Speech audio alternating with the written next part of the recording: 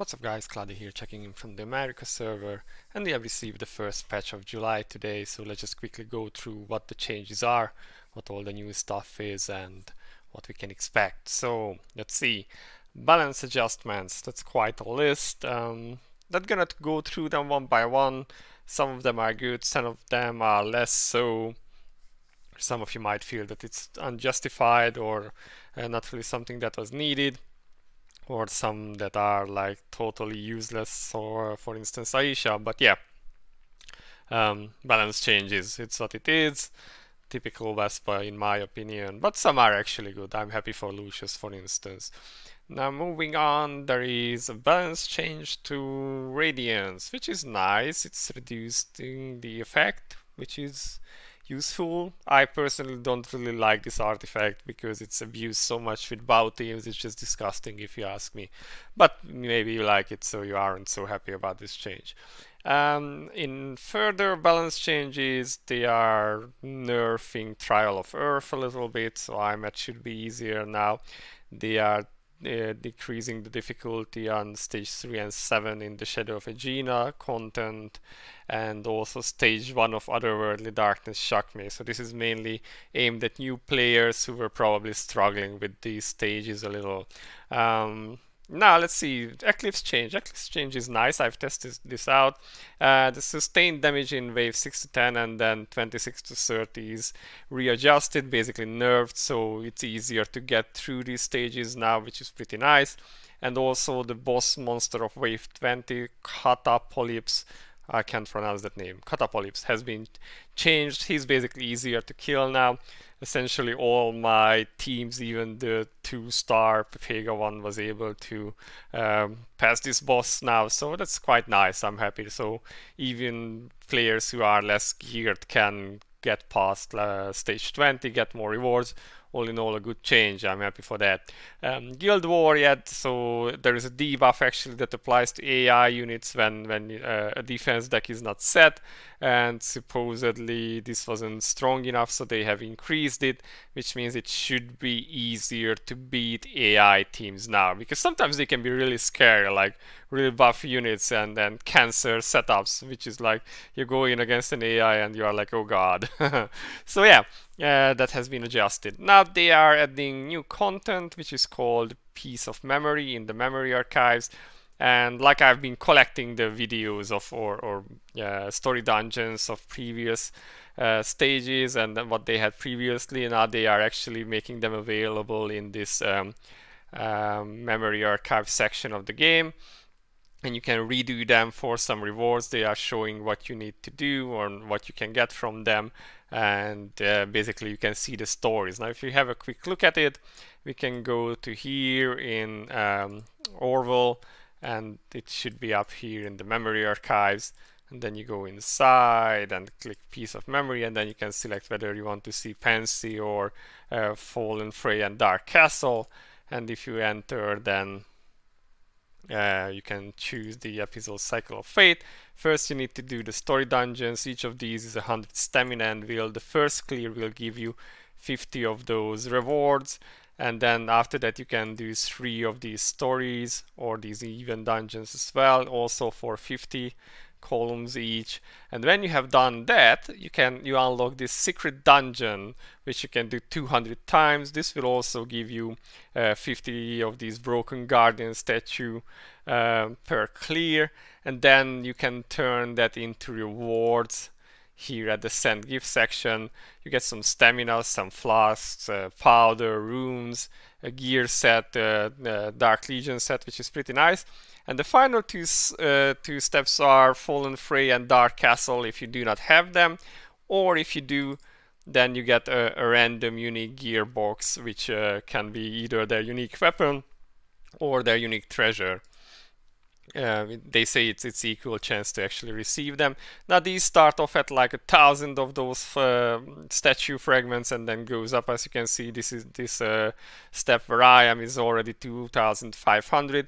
It comes out in total about to 10,500 or something, and there is also one supposedly repeatable step, I think, but yeah, you can only enter 200 times, so the amount of fragments you can get is limited. And it's the same with Pensiron, that you do her story missions, and after you have done all the stories, you unlock the secret dungeon, which you can also do 200 times. So altogether you will need to spend around 2 times 20,000 stamina, which is not a small amount, but you can get these gifts. And for Pansy, if you have her, you will get the unique gear ticket, or actually you only get the unique gear ticket. She is not obtainable through this now, but yeah, that's a selector, so that's pretty nice actually.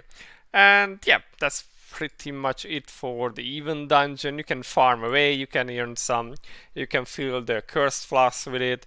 It's not too bad, it's fairly easy to clear, and you have a chance to rewatch the those stories that they have added before, so that's quite nice. And the rewards aren't bad either, especially the unique stuff. The last one, the Crystal of Corruption, can of course contain a soul stone, which you can see here as well, but also for Pansy, the Suspicious Heap of Ashes can also contain her unique weapon and her soul weapon, so that's pretty nice, but you need to kind of get lucky with it. Yeah, so they are saying that in the future we probably will get more of these. We'll get to keep those story dungeons for later times, which is nice, because otherwise those stories are lost, and some of them are actually pretty good. So it was a shame that you couldn't rewatch them. That's why I kept recording them in my videos. Now with these piece of memory missions or piece of memory dungeons, we also get missions which will reward like the random unique treasure fragments as you do them, and that after 9 you will get a random unique treasure selector, so that's also pretty cool. You get these for doing both the Pansy and the Cycle of Fate dungeons, so that's pretty good. Now we have a returning special event dungeon in Central Orwell, basically the Orwell Beach, which is a story related to Ophelia. Similar to the other event dungeons, you go into the Orwell Beach, there will be story dungeons that you need to do. This is mainly just watching a story and then going through a very easy deck or fight. You need these card things to enter, which you will receive 5 of on the first day and then 1 each day, and you need to clear these on order. So I have cleared the first 5. This is the 6th, the last one, which will once you have clear this one, you will be able to do the special dungeon, which they say that you need to do with some preset heroes actually. So they actually do not say it here, but maybe in the even description. Basically, you cannot use the newer heroes that do not have bikini costumes or like beach costumes, but every other costume or hero can be used, but they do come with set stats, so you do not use your own heroes. At least that's what they wrote here. And also for your entries, you get, similar to those other dungeons, you get these card rewards, which you can just like turn in here, and then you will get rewards which you can obtain. And then you see that this is going on until level 11, which will be a random reward that can have most of the stuff we have until now. Sadly, there is no protection of the God King in any of these events, so that's quite disappointing because it's so rare. And it would have been nice if it was included in the events at least somewhere, that you can get a few of it. Unfortunately, Vespa didn't feel like they needed to give us more of it. So yeah, also there are 4 new Central Orwell or Central Neighborhood of Orwell. So this is not Central, this is Central Neighborhood now. And you can see that Talisha has been moved here. I think her name was Talisha, but yeah. And if you go into here, you can do either Desert, Gold Box, XP Potion, Magic Powder, or Fragment. So this is for awakening your heroes or transcending them. This is for enchanting items or enhancing. And this is XP Potions, and this is gold. So you can farm your stamina for these. If you are new or if you are lower on these resources, then this is a pretty good way.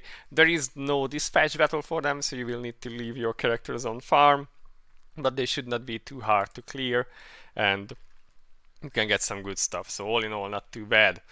Yeah, I will probably run some powder runs myself after I'm done with at least Fallen Frey, and maybe got the selector also from the the missions. Now they are doing some changes to yeah, summary. Okay, so they are doing some changes to the icons here, and the shop. That's not terribly interesting. Evan will now appear in the inn, and also the unique weapon for Dark Lord Castle and Fallen Frey will now be obtainable from the League of Victory shop. This is interesting because that's fairly fast. Usually it takes a bit longer, I think, so that's pretty good. I can try to go for my 5-star Frey. Yoo-hoo. And then they are mentioning the new challenge race that will be coming on, not new, but the ones that will be coming. So Kerberan and Urkak will be coming to us next. And then there are some bug fixes, of which this is the most interesting, that apparently Cecilia wasn't always getting her stacks if she killed someone with her S3 skill, and the UT3 bonus wouldn't always apply. This has been fixed, and some of my guildies were saying that clearing small Shakme is a lot better with Cecilia now, so that's interesting.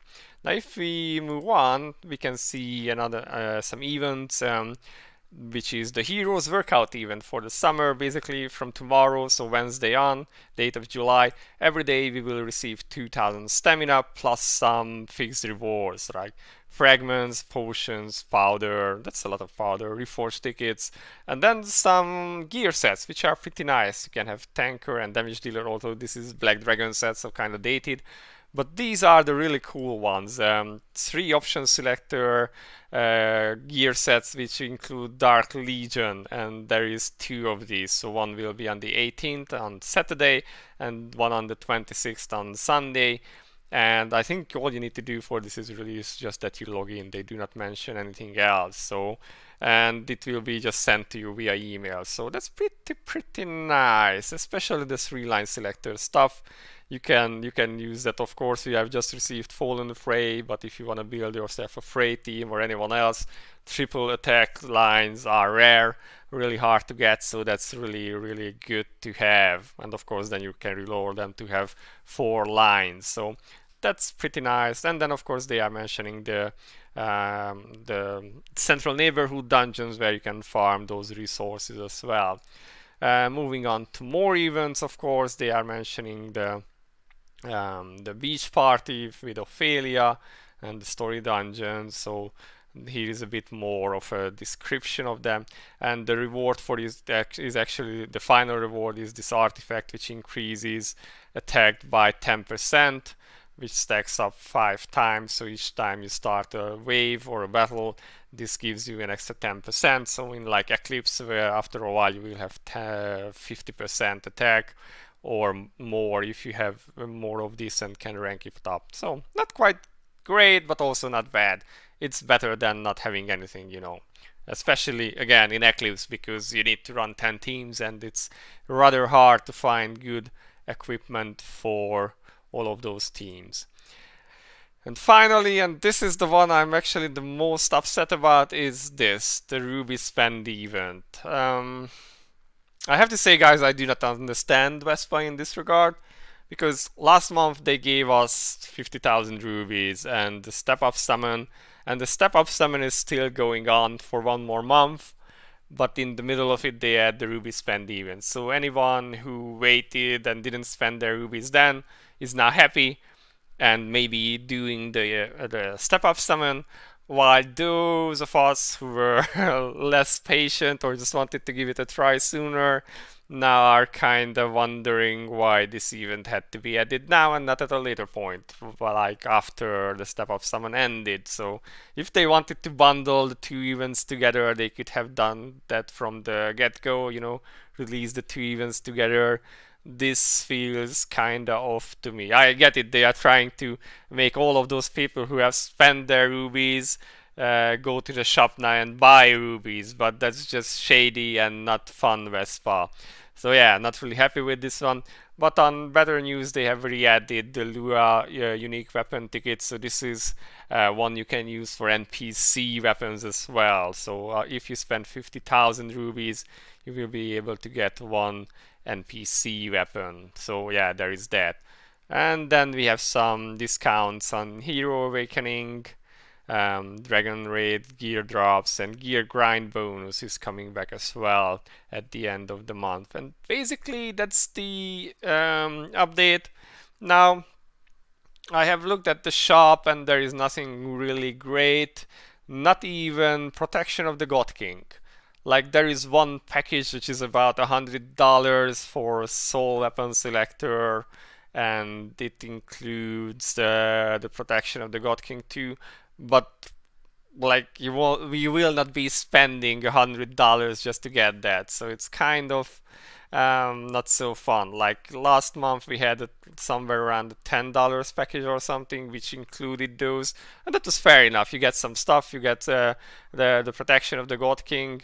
I don't think it's really nice of them to bundle this into $100 package, because let's be honest, that's already not something that a lot of people will do, and pulling without the Protection of the God King is absolutely garbage and really just there to grieve people. At least you could have like a selection of 2 and then the protection could increase it to 3 or something.